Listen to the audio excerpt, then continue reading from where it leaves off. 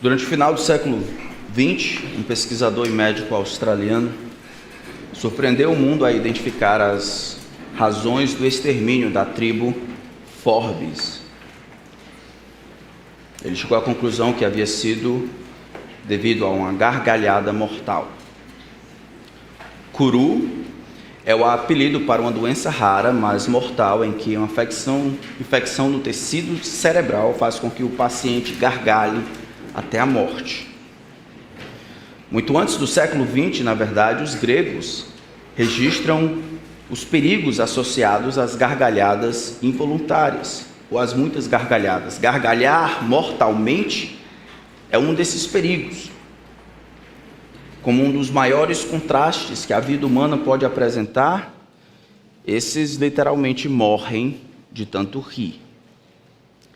A gargalhada mortal ocasionada por uma inflamação no tecido cerebral acaba por remover outras funções do corpo e o paciente perde a coordenação, o apetite, a lucidez, a habilidade de respirar. Ainda incurável, aqueles que são acometidos por essa enfermidade acabam suplantando outras funções necessárias à manutenção da vida e acabam morrendo de rir. Em um contraste similar, o nosso Senhor fala sobre um estilo de vida tão alegre e descontraído que acaba roubando a habilidade de pensar propriamente sobre as coisas que são de fato importantes da vida. No livro de Atos, capítulo 17, Paulo pregando aos atenienses, ele diz: Deus que fez o mundo e tudo que nele existe, Ele, sendo o Senhor do céu e da terra, não habita em santuários feitos por mãos humanas, nem é servido por mãos humanas como se alguma coisa precisasse, pois Ele mesmo é quem a todos dá vida, respiração e tudo mais. É Ele que enche o coração de vocês de alegria. A alegria, como muitas outras bênçãos, quando se torna um fim em si mesmo, acaba matando o hospedeiro por asfixia. Os homens são corruptos e corruptores por natureza. Eles têm a capacidade inata de perverter e contaminar coisas santas e puras, e a utilizarem bênçãos, transformando-as em maldições, a falsearem então, por meio do que demonstram exteriormente, os maiores desejos da alma. É como se a boca da alma estivesse sempre aberta, gargalhando, mas essa atitude impossibilitasse que essa mesma boca comesse alguma coisa que lhe nutrisse eternamente. Subnutrida por dentro, mas alegre por fora, essa pobre alma padece de uma insensibilidade causada pelo constante senso de satisfação, de riso, de segurança, e por conta disso irá passar a eternidade sem saber que foi exatamente o excesso de satisfação e alegria nesta vida que o lançou no fogo que arde sem se consumir, chamado de inferno. Ele gargalhou tudo o que poderia gargalhar, e no inferno, ele nunca mais terá essa experiência. O texto está registrado no sermão do Evangelho de Lucas, no capítulo 6.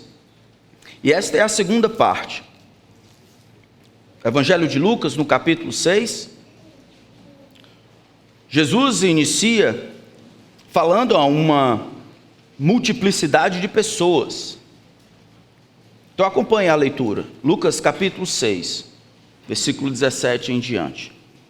Diz assim a palavra do Santo Deus: E descendo com eles do monte, Jesus parou num lugar plano onde se encontravam muitos discípulos seus e grande multidão do povo, de toda a Judéia, de Jerusalém, do litoral de Tiro e de Sidom, que vieram para o ouvir e para serem curados de suas doenças. Também os atormentados por espíritos imundos eram curados, e todos da multidão procuravam tocar em Jesus, porque dele saía poder e curava todos.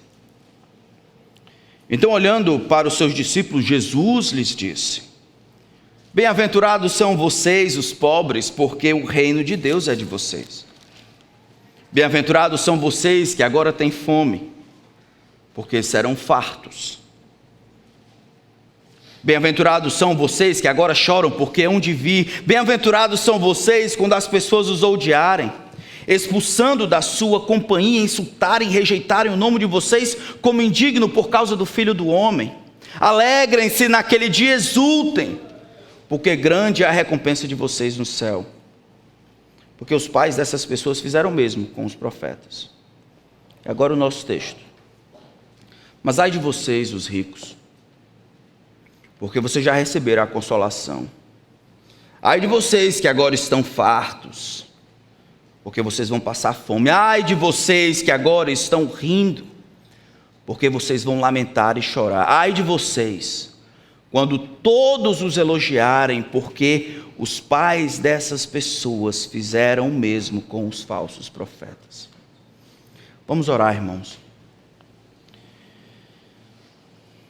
Ore comigo, peça que o Senhor nos mostre Cristo. Pai, a Tua palavra está aberta diante de nós, e é vão o socorro do homem. Transformar os corações, nos trazer convicção, é Tua competência, não nossa. Então eu peço a Ti, Espírito, que o Senhor não permita que o nosso pensamento caminhe fora do que a Tua palavra tem a dizer. Que a Tua palavra seja explicada com clareza, de maneira que o Senhor, Espírito, tenha o que trabalhar. Mais uma vez eu peço que o Senhor nos proteja do inimigo das nossas almas, seus ardis e mentiras e demônios que desejam roubar a semente que, lançado agora, poderia descer ao coração e causar vida. Nós imploramos que o Senhor intervenha, que o Senhor seja glorificado, que ao final desse tempo só o que for do Senhor seja lembrado, que o Senhor permita que se esqueça tudo que for humano. Em nome de Cristo. Amém. Depois de haver descrito os seus discípulos em termos de bem-aventuranças, nós vimos o contraste que existe entre o que Deus considera bem-aventurado e aquilo que o mundo considera bem-aventurado. Jesus vai fazer uma série de conclamações ou descrições a partir do versículo 20, colocando como bendito. Mas as coisas que de fato são benditas é de uma perspectiva tão diferente, é tão invertida, que o mundo, olhando para essas pessoas que são bem-aventuradas, na verdade, a gente viu no versículo 22 que consideram essas pessoas como malditas, estão perdendo, não são bem-sucedidas, não podem ser consideradas como um epítome e modelo de alguém que de fato é abençoado. Os que choram, os que têm fome, os que são rejeitados, os que são insultados, aqueles que têm necessidade, como essas coisas podem de fato definir aquilo que é bendito da perspectiva de Deus? É o mundo de ponta cabeça que Jesus veio estabelecer. É o mundo com um referencial divino, da referência da parte de Deus. Os benditos são aqueles que compreendem as suas necessidades, e assim as necessidades que eles sabem que têm, principalmente em relacionamento com Deus, os empurram para perto. Eles são insatisfeitos porque esse mundo não pode dar o que a sua alma, criada por Deus e para Deus, de fato necessita. Eles têm fome, então, e sede de justiça que não encontram aqui. Por causa disso, o mundo não os compreende, na verdade, o mundo os odeia. E esses, então, estão dentro de uma linha histórica, em que os profetas que falaram em nome de Deus foram mortos, perseguidos, insultados, rejeitados e incompreendidos. Mas esses são benditos. São benditos porque a vida não se encerra quando a morte chega.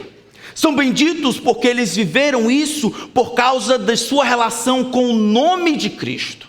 É por minha causa, o Mestre diz.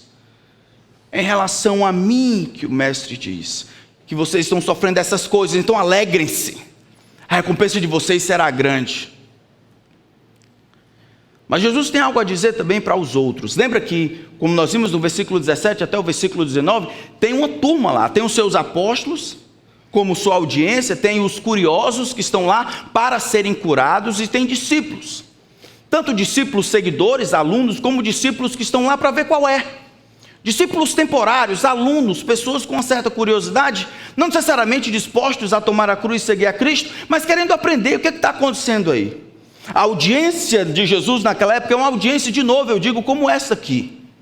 Algumas pessoas aqui vivem para Jesus, independente do que o mundo considera como um caso perdido, independente do mundo considera como um falido, independente do que o mundo considera você. Outros aqui vieram por outras razões. Deus sabe. No final, no entanto, do sermão de Jesus, assim como o final deste próprio sermão, você vai estar em um dos dois lados. Ou você é bendito da perspectiva de Deus, e isso significa ser maldito da perspectiva do mundo que o rodeia e não entende. Ou você é bendito da perspectiva do mundo, mas da perspectiva de Deus, isso será revertido no final, e você será maldito eternamente. Não existe cinza, não existe lugar em que você possa colocar os dois pés. Existe um que é bendito da perspectiva de Deus, isso significa maldito como o mundo concebe sucesso e vida.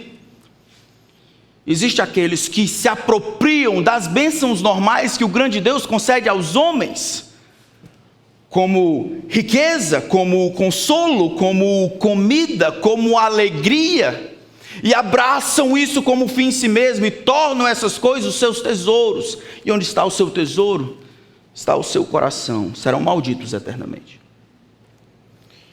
Então o texto começa dizendo: mas ai de vocês, versículo 24. Por isso coloca-se como malditas bênçãos. São malditas bênçãos porque é o grande Deus quem provê a oportunidade para que esses homens tenham as coisas que têm. Mas em vez desses homens receberem como da mão do grande Deus e pegarem nisso como uma justificativa, uma razão a mais para louvarem o Senhor e viverem agradecidos debaixo da autoridade, eles usam isso como alavanca, como degrau para insultarem e viverem na independência do grande Deus. E o grande Deus, do alto da sua habitação, diz para ele: ai de vocês, ricos. Se pobreza, como vimos no versículo anterior, nos versículos anteriores, falava mais de necessidade do que o pobre em termos de status econômico, aqui o rico é o seu oposto. A gente viu que no Evangelho de Lucas, pobre não significa necessariamente aquele que tem falta de posses. A pobreza aqui é uma pobreza de espírito, é aquela compreensão clara de que lhes falta, aquela compreensão de que ele precisa e que isso lhe força a amar o Senhor.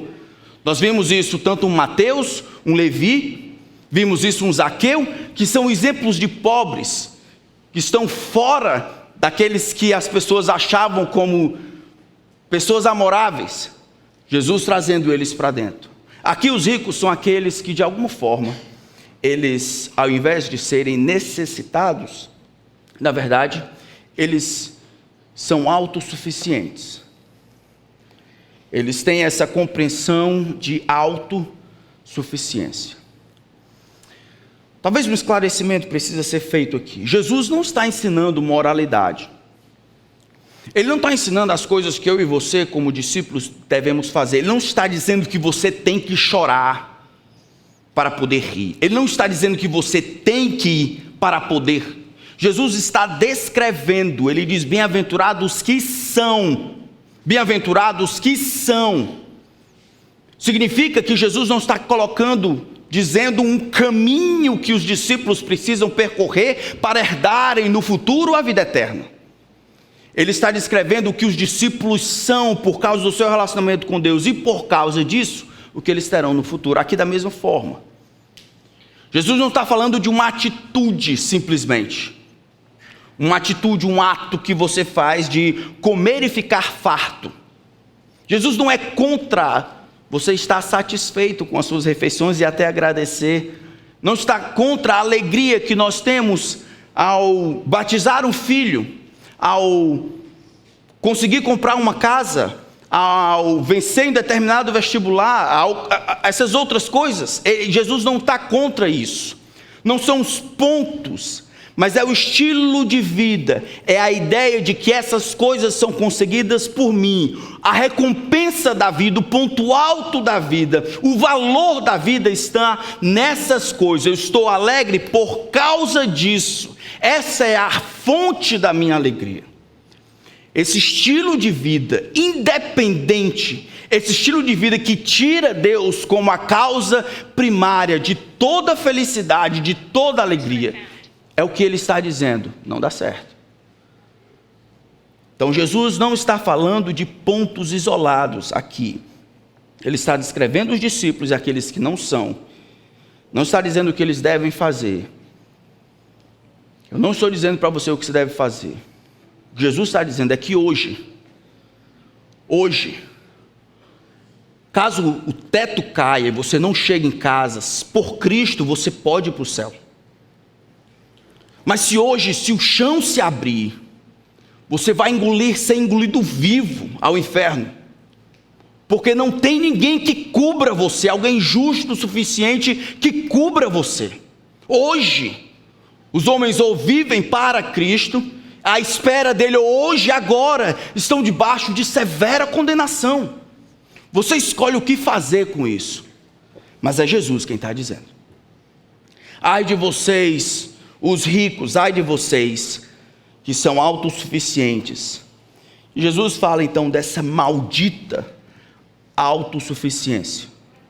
Assim como a pobreza diz muito mais sobre o reconhecimento da necessidade, nós vimos, assim também os ricos indicam aqui o oposto, mas a compreensão de que eu posso, de que eu tenho, de que eu consegui com a força do meu braço. De maneira bem simples ele diz, vocês autossuficientes, ai de vocês, porque vocês já receberam a consolação. Ai de você, a palavra ai de você era uma maneira na língua daquela época de falar sobre condenação, de juízo. Julgamento aguarda você. Por exemplo, nesse mesmo livro, no capítulo 10, Jesus fala sobre a exposição que algumas cidades tiveram ao seu ministério, capítulo 10 de Lucas. Mas a resposta que essas cidades deram ao ministério de Jesus foi terrível. Aí ele diz no versículo 3, ai de você, Corazim, ai de você, Betsaida, Lucas 10, 13. Porque se em Tiro e em Sidom, cidades antigas, se tivessem operado os milagres que foram feitos em vocês, há muito eles teriam se arrependido, assentados em pano de saco e cinza, uma maneira externa de demonstrar uma tristeza interna. E aí ele muda para o final, mas no juízo, no julgamento, haverá menos rigor para Tiro e Sidom do que para vocês. Aqui está o ai de Deus. Era uma maneira comum de falar sobre julgamento que aguarda. Então, quando ele está dizendo ai de vocês ricos, ai de vocês autossuficientes, o que ele está dizendo é: malditos sejam vocês, vocês que aguardam julgamento. É exatamente o oposto do que é ser bendito, do que significa estar no relacionamento correto com Deus. Se aguardar o favor de Deus é ser bendito, aguardar o desfavor de Deus é ser maldito. Ai de vocês. Por quê? Porque vocês, voltando para o nosso texto, vocês já receberam a consolação. A palavra consolação aqui significa que vocês já receberam a paga. Interessante, é como se ele dissesse: você está vivendo a vida em determinadas expectativas, né? Todos nós temos expectativas. Aquilo que o seu coração mais desejava, os anseios profundos da sua alma, você conseguiu todos eles. Mas eles eram dessa vida. E por meio da força do seu braço e da sua riqueza, você conseguiu todos eles. Mas eles ficaram aqui. E agora nada sobrou para a eternidade. A sua consolação é essa aqui. Você já recebeu a sua paga. Já recebeu a sua consolação. Ligado a esse senso, a essa atitude de autossuficiência, está o versículo 25, parte A. Ai de vocês que agora estão fartos, porque vocês vão passar fome. Não somente existe uma maldita autossatisfação, mas também uma maldita satisfação terrena. Nós vimos no texto anterior o Davi rogando ao Senhor: Senhor, tem misericórdia de mim, me livra dos homens cujo quinhão é nesta vida, cujo desejo, as coisas são apenas desta vida. Em 1 Coríntios capítulo 15, versículo 32, Paulo discute a respeito do céu, da eternidade. Ele diz: se não existe ressurreição, se não existe nada depois, se a vida é só essa aqui, então foi inútil lutar com as feras em Éfeso, foi inútil ser apedrejado e fazer todas essas coisas. Se os mortos não ressuscitam, se as pessoas morrem como cachorro, e a filosofia é essa: comamos e bebamos, porque amanhã morreremos. É isso que o mundo faz. O mundo come, bebe e faz festa. E eles são coerentes. São coerentes porque é isso a parte que lhes cabe, é a paga que eles têm. O tempo de comer, o tempo de ficar farto, o tempo de sentir sabor, o tempo de se divertir, de se alegrar. Se eles são coerentes, é agora. Porque vinda a morte, isso tudo acaba. O que eu não entendo é como discípulos de Jesus, que têm a compreensão da realidade como toda, podem viver como os descrentes: come, bebe e faz festa.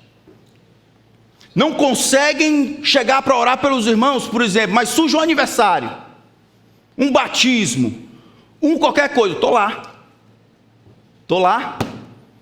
Difícil vir para a escola dominical, mas se tiver qualquer coisa onde tenha comida, bebida e festa, eu estou lá. Isso é mentalidade mundana. Nós não vivemos para cá. E demonstramos que não vivemos para cá quando nós valorizamos e nos esforçamos para vivermos para a eternidade. Ai de vocês que agora estão fartos, porque vocês vão passar fome. Nós precisamos aprender, como discípulos de Jesus, vendo as descrições aqui, a vivermos exatamente o oposto. Onde está a nossa devoção, confissão, o serviço abnegado, sacrificial pelos outros, a preocupação pelos povos não alcançados, a prestação de contas? Tanta dificuldade para orar por os irmãos, mas nunca para comemorar. Tanta recusa para servir ao Senhor, servindo aos outros, mas sempre alerta à oportunidade de um novo negócio. Tão animado para que o culto termine, para que a gente assista a nossa série principal, para que a gente vá para casa e, brinque com os nossos filhos, alimente o nosso papagaio. Isso pode ser uma coisa simples, que você não é crente. E eu estou dizendo isso com todo amor. Eu não quero que você se esforce agora para querer as coisas do alto. Isso é impossível. Eu quero que você olhe no seu coração, com a sua cara mais feia, e diga: o que é que você deseja? Você está farto? E essa fartura vem de coisas que o mundo também está farto. Alegria nessas besteiras daqui. Mas em servir, em amar, em doar, em dividir, em se sacrificar em prol do outro, coisas sobrenaturais. Nós precisamos olhar o nosso próprio coração e ver aonde nós estamos. Precisamos, como pais, ensinar isso aos nossos filhos.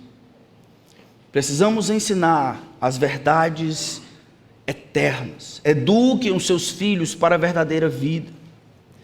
Não diga para o seu filho ou a sua filha que quando ele tiver todas essas coisas que o mundo tem a oferecer, então ele será feliz, ele venceu na vida. Isso é mentira.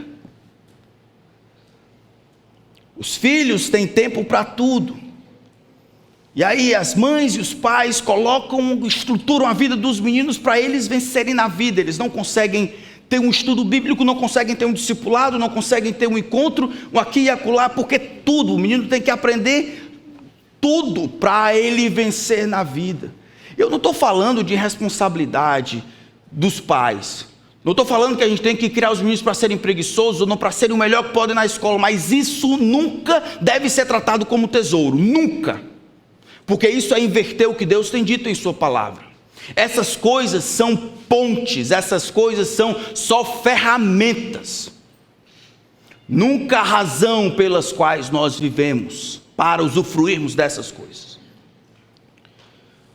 Essa mentalidade, no entanto, de satisfação, de autossuficiência está em todo canto. Não ensine ao seu filho que dinheiro ou status conseguido por uma determinada carreira vai conseguir satisfação, alegria e as coisas que somente Jesus pode dar.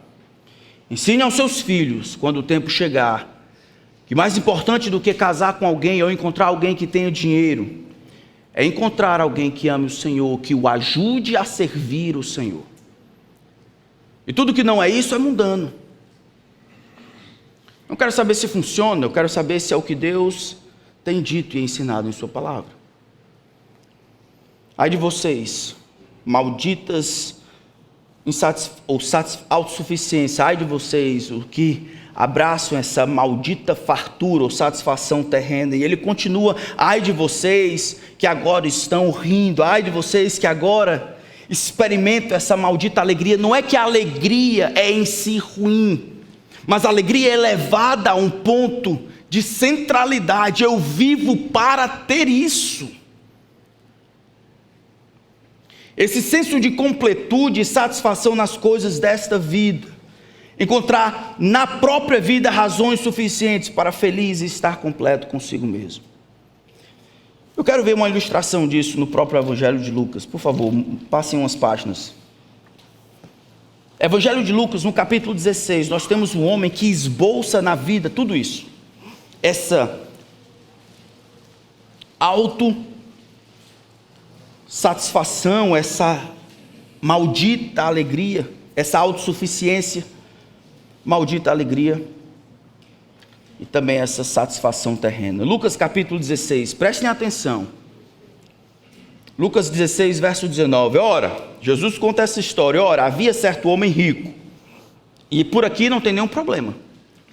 Mas olha o que isso acontece. Que se vestia de púrpura, de linho finíssimo, que se alegrava todos os dias com grande ostentação. Estão vendo agora? Essa é autossuficiência. A alegria maldita também está aqui. Porque funciona como um anestésico. Está preparando este homem para morrer de tanto rir, de ser insensível às realidades da vida, a pensar sério sobre céu e inferno, vida e morte, Deus e o diabo, coisas que perduram para depois. Havia também certo mendigo, e aqui nem um valor a mais, chamado Lázaro, coberto de feridas, que ficava deitado à porta da casa do rico. Ele desejava alimentar-se das migalhas que caíam da mesa do rico, e até os cães vinham lamber-lhes as feridas. E aconteceu que o mendigo morreu e foi levado pelos anjos junto a Abraão. Morreu também um rico e foi sepultado. O que o texto diz é que esse sofrimento criou humildade. O homem precisava do rico, Lázaro precisava do rico para alimentá-lo. Mas o homem não dava, e essa necessidade, essa falta, empurrou Lázaro para perto de Deus. Como é que eu sei? Porque ele morre e é levado pelos anjos ao seio de Abraão.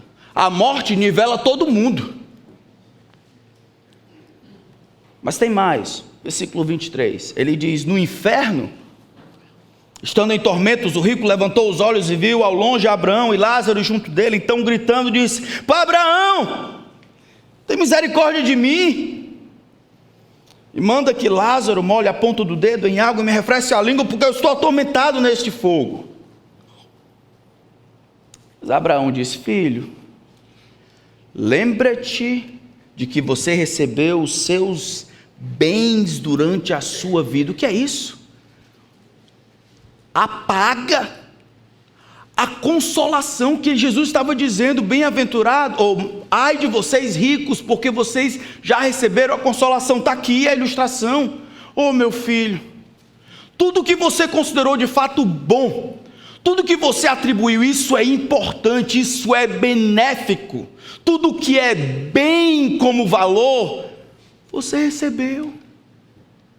A definição foi com você e você conseguiu tudo. Pois bem, Lázaro, ele não teve tudo o que tinha. Ele tinha fome que não foi saciada lá, fome de justiça que não foi saciada lá, agora ele está pleno. E você, meu filho, está em tormentos. Essa é uma ilustração dessas verdades que nós vimos na vida deste homem, que hoje ainda está lá. A maldita satisfação terrena, a maldita alegria.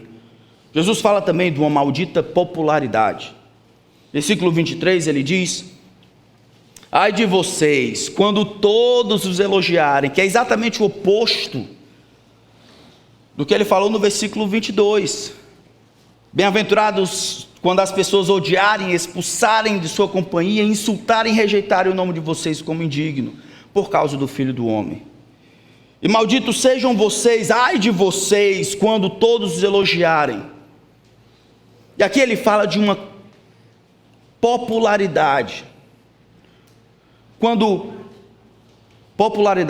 Porque por causa de Jesus, por causa do nome de Jesus, as pessoas atribuíam esse relacionamento como um relacionamento maldito. É o que nós vimos no versículo 22.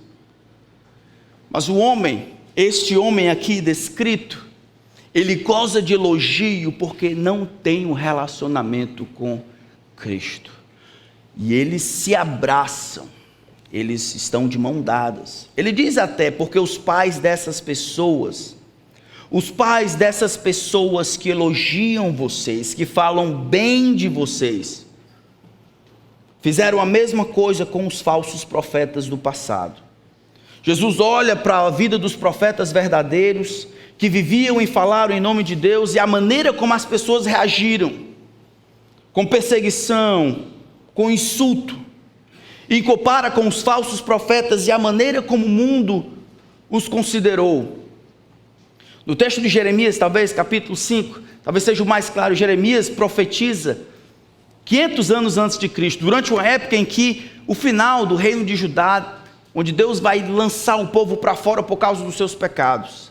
Nessa época, Jeremias era uma voz solitária, dizendo: se arrependam, vocês estão em pecado diante de Deus, se arrependam. Pobre Jeremias, sofreu muito durante a vida, sofreu sozinho. Mas em relação aos falsos profetas que surgiram dizendo: paz, tudo bem, vai dar tudo certo, fica tranquilo, esse negócio de condenação, esse negócio de juízo, o nosso Deus é um Deus da aliança, é um Deus que quer o melhor para vocês, é um Deus que não vai fazer mal, um Deus de amor. Versículo 31, Jeremias 5, ele diz: coisa espantosa e horrenda se anda fazendo na terra. Os profetas profetizam falsamente e os sacerdotes dominam de mãos dadas com eles.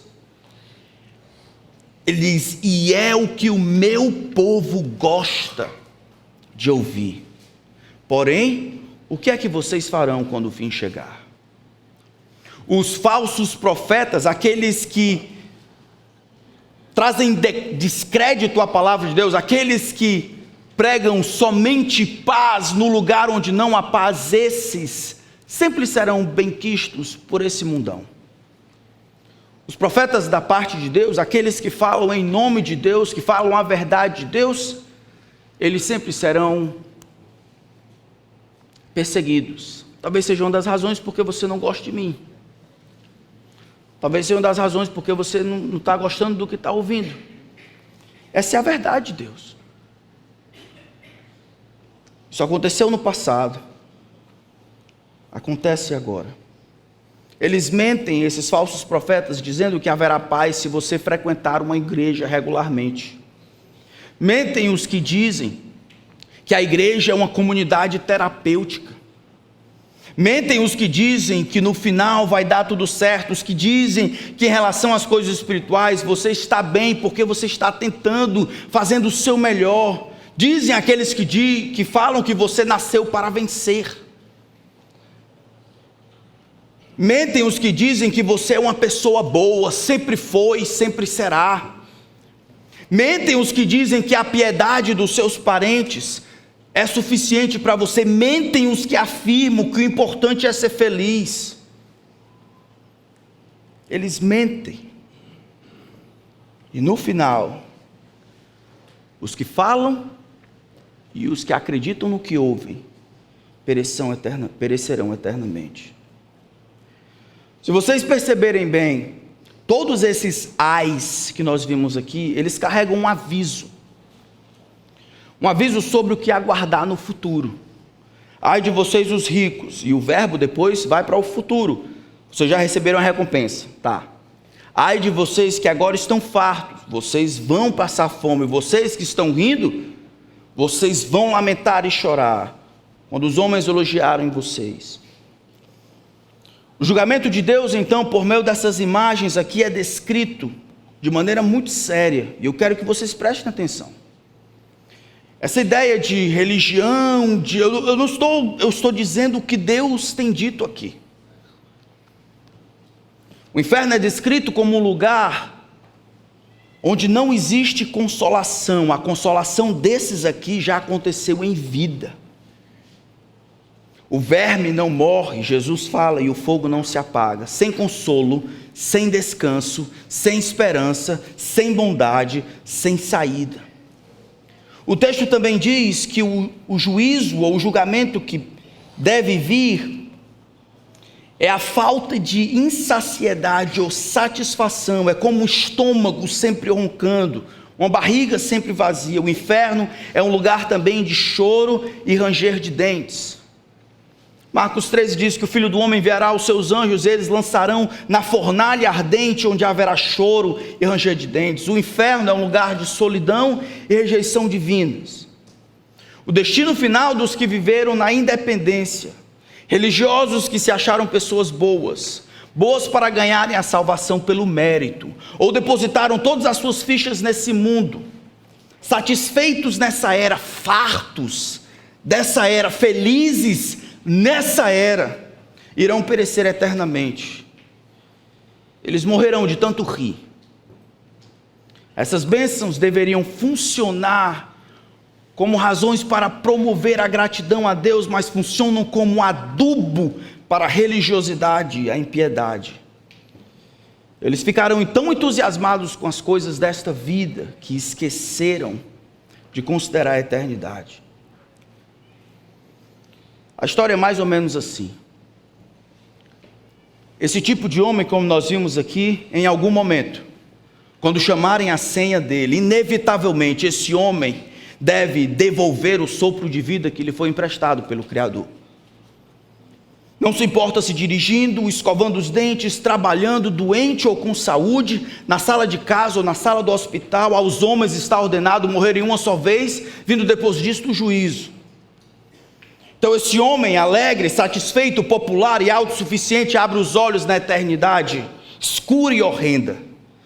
Preso em cadeias invisíveis, ele respira a fumaça de carne que queima sem se consumir. A pobre alma inutilmente procura por alívio. Como um trabalhador que só aguarda a hora de chegar em casa, ou como uma mulher em trabalho de parto deseja que o descanso chegue, assim a pobre alma espera. Mas essa esperança é vencida. Nesse lugar não existe dia ou noite, carga horária ou expediente. A fumaça do seu tormento se levanta por toda a eternidade. A pobre alma procura dormir achando que o tempo vai passar e a sua inconsciência possa lhe trazer algum senso de alento ou consolo, mas os seus olhos precisam estar abertos para observar a sua ruína. A pobre alma, em um esforço, procura por consolo fora de si. Já que essa é a sua situação, ele pode dividir sua desventura, talvez com outras pessoas, debaixo do mesmo castigo. A alma, finalmente, para dar atenção aos seus próprios gritos, ele para de se ouvir e procura ouvir o que acontece à sua volta. Isso dura muito pouco. Os gritos, grunhidos de homens, mulheres, jovens, velhos, é desesperador. É como se multiplicasse o seu desespero e agonia. Todos choram. Entre dor e angústia eles choram, entre sofrimento e agonia eles gritam as suas desventuras. Eles escutam: ai de mim, ai de mim. Alguns blasfemam: maldito seja o Senhor e o seu Cristo. Outros com a voz de rouca soluçam, dizendo: agora acabou, eu perdi, para sempre. Sem esperança, a pobre alma, depois de ter passado um quarto de eternidade, escuta o seu nome e ele pensa: finalmente o dia chegou, eu estava no purgatório, agora é hora de sair, meus pecados foram pagos pelo meu sofrimento. A alma então é conduzida em um instante para o outro tempo. Ela comparece junto com uma multidão de odiosos, livros são abertos. Ainda outro livro é aberto, o livro da vida do Cordeiro. A alma está agora diante do seu Criador, o julgamento é anunciado. Mas ele não é baseado nas obras. Mas se a alma foi um necessitado, um insultado, um insatisfeito, um rejeitado, se experimentou tristeza nesta vida por causa do nome de Cristo, se experimentou as desventuras por causa daquele que, como sol na sua maior força, se assenta em um alto e magnífico trono branco. A alma aguarda, sua hora chegou. O arcanjo avisa aquele que está sentado no trono que o nome daquela pobre alma não se encontra nos registros. A pobre alma tenta sem sucesso erguer a mão como sinal de protesto. Como pode ser isso? Ela pensa de si para si: como meu nome não estaria nesse registro? Como pode uma pessoa como eu não aparecer na lista? Mas como uma voz como de muitas águas, do trono ele escuta uma sentença: saiam daqui, seus malditos, vocês irão para o fogo eterno. Ele tem o inexprimível infortúnio da miséria que não diminui. A alma olha para baixo com medo e pavor, o remorso toma posse dela. Ela olha para a sua direita, mas as paredes inflexíveis da sua ruína mantêm ela dentro da tortura. Olha para a esquerda e ali o baluarte de fogo ardente impede qualquer fuga. Olha para dentro de si à procura de consolação, mas é como se um verme se alimentasse de qualquer esperança. Ela olha em volta, não tem amigos que ajudem, não tem consoladores, e sim atormentadores em abundância. Ela agora lida com a realidade de que tudo acabou. Ela sabe que não tem mais volta. Já ouviu o eterno ferrolho do destino fechando a porta terrível da prisão e viu Deus arrojar as chaves para o esquecimento eternamente, para nunca ser achada, sem esperança, desconhece o escape. Suspira pelo fim, mas o fim não existe. Deseja arduamente que a não existência a possa tragar, mas a morte eterna, a separação eterna do Senhor é pior do que o aniquilamento. Anseia pelo extermínio, como o trabalhador anseia pelo seu descanso. Deseja profundamente que possa ser engolida pelo nada, mas esse é apenas uma ideia infantil, e agora ele sabe. A alma está condenada para sempre, ela está eternamente morta. E quando a eternidade tiver dado incontáveis voltas, a alma perdida ainda estará insatisfeita, chorosa, consciente de sua própria ruína. Seu sofrimento durará enquanto durar a justiça de Deus. Para todo sempre não conhecerá fim. A eternidade é só a entrada na eternidade. A alma tem gravado sobre a sua cabeça: maldito seja ela para sempre. Ela ouve gritos que serão perpétuos, chamas que são inextinguíveis, conhece dores que não têm alívio. Houve uma sentença que estronda como o trovão da terra, mas sem cessar, não permitindo que ela esqueça porque está ali, continuando sempre, sempre, retinindo nos seus ouvidos e ecoando por toda a eternidade, fazendo milhares de anos tremer. Malditos sejam, apartai-vos de mim, malditos, para o fogo eterno. Esse é o inferno que Jesus descreve. Eu imploro a você que não conhece a Cristo, é para lá que você está indo. Se você não se arrepender dos seus pecados, se você não se humilhar na presença de Deus, se você não clamar por misericórdia, não haverá segunda chance.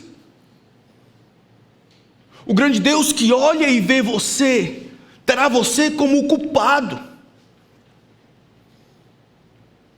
Você irá perecer eternamente. A menos que você, como um mendigo, se aproxime de Cristo, como alguns de nós fizemos. Senhor, tem misericórdia de mim, porque sou pecador. Ao invés de você se considerar como os outros, batendo no peito e dizendo: Senhor, graças te dou, porque não sou como os outros homens. Eu sou bom. Você submete à vontade de Deus. Acredita no que Deus tem dito que é a sua condição e clama por misericórdia. Essa é a sua única esperança. É a única esperança de todos nós. Que o grande Deus tenha misericórdia da nossa alma. Para nós, discípulos de Jesus, vocês estão vendo as coisas que nós lidamos? São coisas eternas. Céu e inferno. Vida ou morte. Nós não vivemos para cá. Vivemos para aquele dia. Nós vivemos para Cristo. Então, abrace os insultos, a insatisfação, o choro e qualquer outra coisa que venha por causa do nome de Cristo. Não encontre a sua satisfação aqui. E se você tem encontrado a sua satisfação aqui, é porque você pertence a esse mundo. Ainda há chance para você. Também se arrependa de qualquer hipocrisia e falsidade. Deus conhece o teu coração, se arrependa. Senhor, tem misericórdia de nós. Às vezes esquecemos de realidades como essa. Achamos que as coisas são de pastor, de religião. Esquecemos que as imagens que o Senhor nos coloca, todas elas visam gravar em nossa mente a realidade de uma eternidade distante do Senhor. Isso mostra a gravidade dos nossos pecados. Quão sério, Senhor, é nós vivemos uma vida independente de Ti, achando que nós somos dono do nariz. Mentimos para nós mesmos, achando que vai dar certo. Existem pessoas aqui, Senhor, que decidiram seguir ao Teu Filho. Derrama o senso e a compreensão, grande convicção de que as coisas desta vida, elas têm um peso para a eternidade. Faz-nos amar os nossos vizinhos e amigos e dizer para eles, implorar que eles se arrependam. Do contrário, serão malditos eternamente. Existe uma turma aqui também, Senhor, que gosta do que tem ouvido. Respeitam o Senhor Jesus, mas ainda vivem a vida. Senhor, tem misericórdia deles. Cegos, eles não podem ver que estão caminhando a passos largos, se distanciando de Tua graça, de Tua misericórdia, do tempo que o Senhor tem dado a eles. Converte-os, Senhor.